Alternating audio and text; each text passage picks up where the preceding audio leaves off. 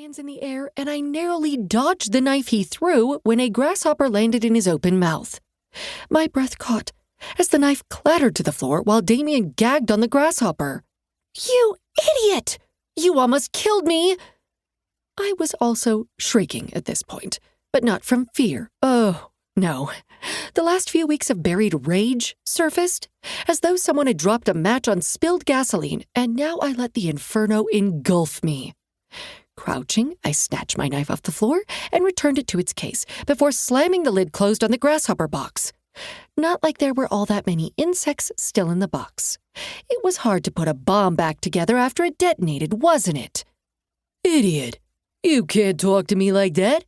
Don't forget who signs your paychecks, doll!" Damien had the gall to say to me, with a grasshopper perched on his head.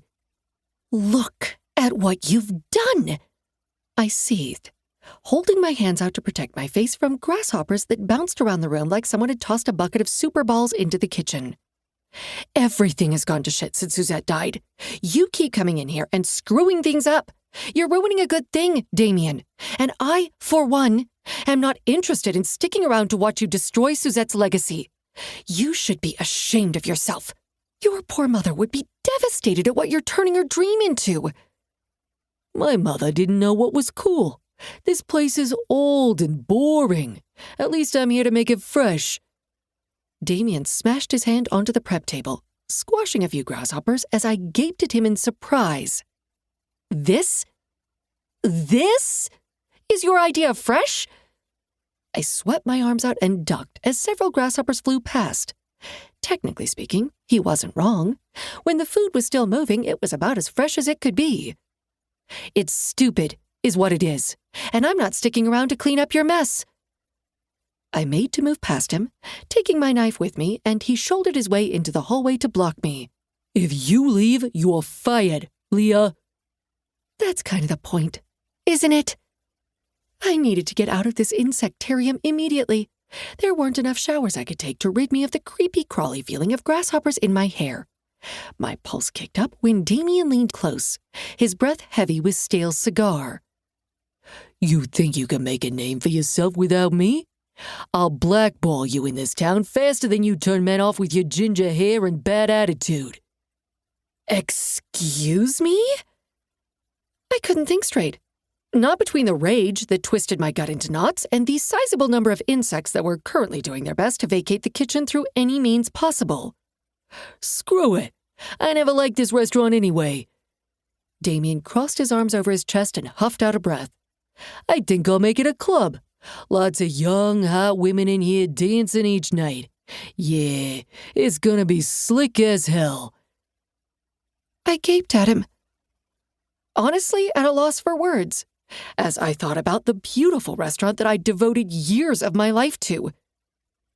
"I hate you. You're gross, and it makes me sick what you're doing to this place," I said, not caring if I burned any bridges. I didn't want to work with someone like Damien anyway. He was as dishonorable as the day was long, and I'd rather start my own gig than take orders from a sleaze like him. "Maybe, but I don't care what you think, doll." Damien winked at me. My lip curled in disgust. Being called doll was a pet peeve of mine. "Gingers aren't my type anyway. I like 'em real thin with the big titties."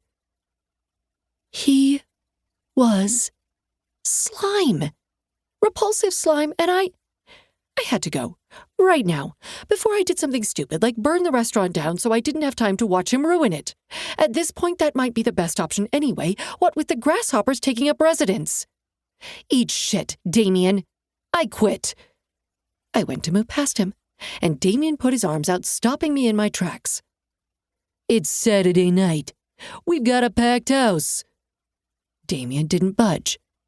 "Get out of my way," I said, stepping forward.